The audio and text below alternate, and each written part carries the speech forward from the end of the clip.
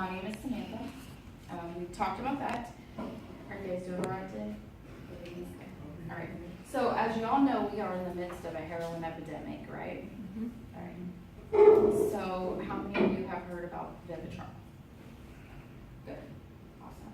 Okay. I chose this particular group because you're addiction students, and I do feel that you should probably know a little bit more about Vivitrol. We need some tools to put in that toolbox, you know, and I feel like Vivitrol is a pretty good tool to use. 47,055 people are dying every year of a heroin overdose, opioids.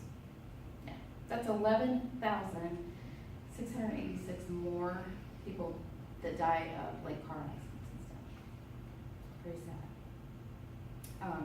So that sort of takes me to the history of Vivitrol and how it came about.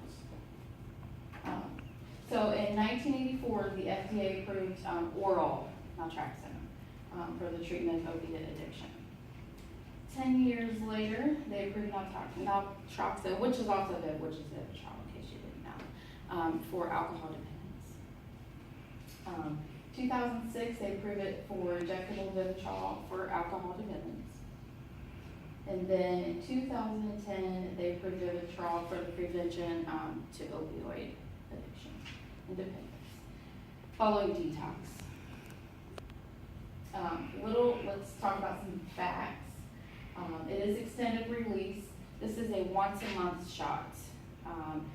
People that are on Vivitrol should be getting it about every 21 days because usually that last week it's starting to wear off and they are at risk for relapse at that point. It also is a full antagonist which blocks the receptors. So if this addict tries to get high, if they try to use heroin, if they try to use Percocet, any type of opiate, it's not going to work. It's simply not going to work. So they're wasting their time and they're wasting their money.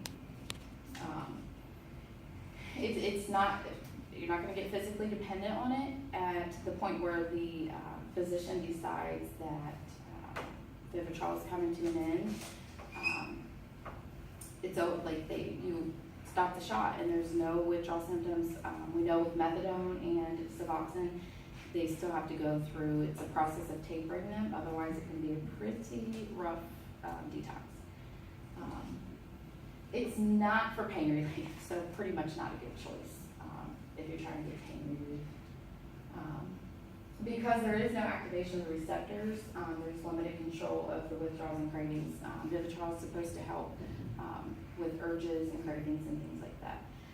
I will say that it's not a cure-all. You're not going to get this shot and be cured. You also have to work a recovery program. You need to be in some sort of counseling, maybe some NA, some AA, have a sponsor, things like that. Now, to get the shot, you have to be 7 to 10 days clean. You cannot have opiates in your system.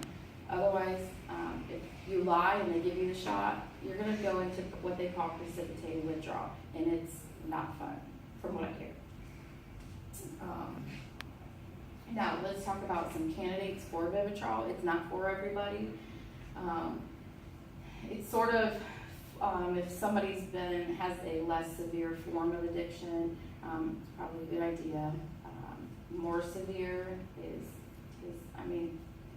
could be put on Vivitrol, but it's a little bit more work. It's also for somebody that declines things like Suboxone and methadone because they don't want to go through also getting off of that at a later time. Because as I said, Vivitrol is non-dependent.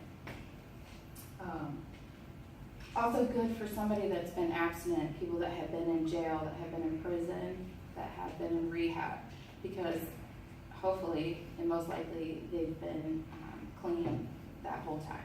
Therefore, they don't have to wait that 7 to 10 days and try to get themselves clean, because that's rough.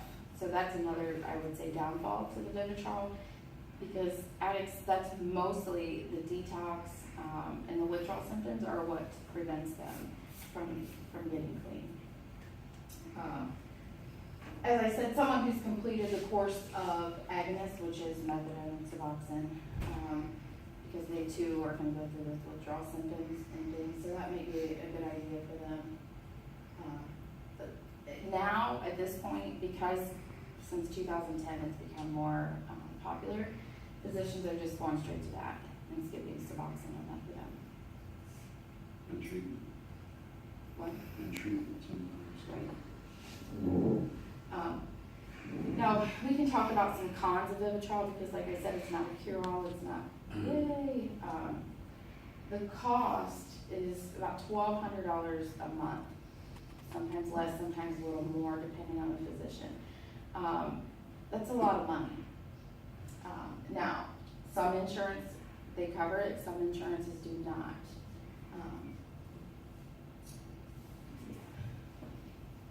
As I said earlier, you cannot get the shot until you're clean. Some side effects. I did do my homework. I did interview quite a few people who are on Vivitrol. I did go into Hocking County Vivitrol Court a couple times and sit in on those. I did find that a lot of people are having a lot of side effects from this. Now, they do put you on, as I said, the oral naltrexone.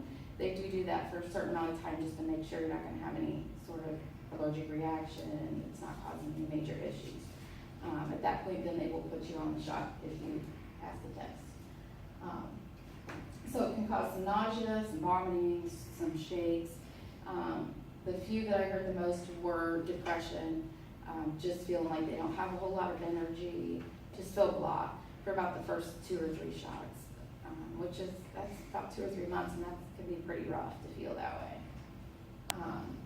Now, it can cause liver damage, which is why they don't keep you on it for more than about 8 months to a year.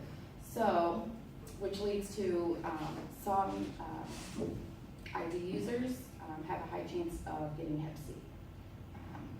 And so if it's causing liver damage, Hep C is already doing damage to your liver. So they may not give this to some addicts that have Hep C. Now it could mean that you're at a higher risk of overdose if you try to get high while you're on Vivitrol.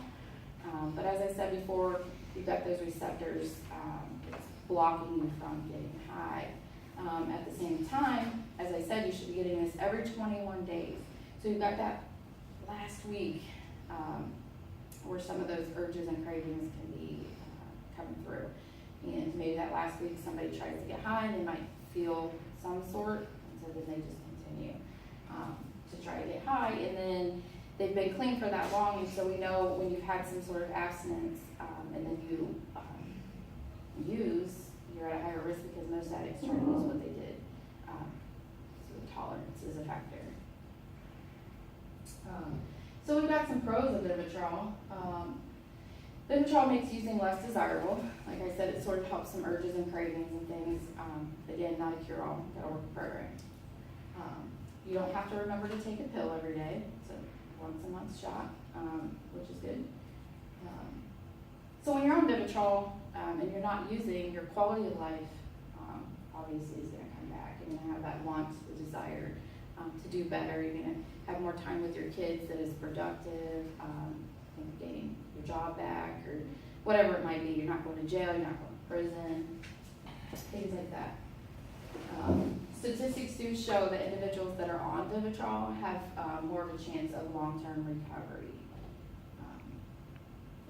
It drastically reduces the risk of relapse because the urges and cravings, and if you're working a program and things like that. Again, non-addictive.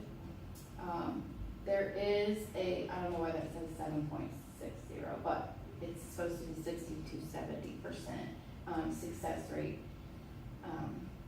which is actually pretty high compared to just trying to do it cold turkey, methadone, Suboxone. And that's it. Anybody have any questions about Vivitrol, how it works, what it is? Do you know if they're doing any Vivitrol stuff in actual prisons, or is it just more? Actually, they are. At this point, things, mostly, not prison so much right now, a lot of jails are implementing. And I know ABH in Athens, which is a behavioral health unit, they are definitely trying to help and put people on Vivitrol before they leave. We got a pilot program that's going to prisons where they'll get a shot of naloxone before they leave. They'll make a connection with the provider, and there'll be a trip from the prison to the providers, and they get hooked up, and they'll be released on a single dose of naloxone, and then hopefully they will follow through with the Vivitrol shot once they're released in the transitional care. But we're just starting 3 pilot studies that we started sometime this fall. Okay. Anybody else? Question? What happens if you try to use through, like if I'm on Vivitrol in the second week and I want to get stoned, okay, and I want to shoot up? Can I shoot up to the point where I'll get a high? Can I push through it? Most likely not. It's gonna be pretty, you're gonna have a tough time pushing through that. It's gonna take a lot. So it's going to do an onset of major withdrawal and pretty much wipe me out. The only time you're gonna go through like the precipitated, from what I read, the precipitated withdrawals is if you already have opiates in your system and you try to get on the shot. A lot of people are misinformed and think that once you have the shot and you try to use it, it's gonna make you deathly ill. From what I've read and studied, that is not the case. You're just not gonna be able to get high. So much more likely I'm going to overdose myself. That's what I was thinking. Correct. Correct. Yep. Anybody else? Awesome. Thanks for listening, guys. I appreciate it.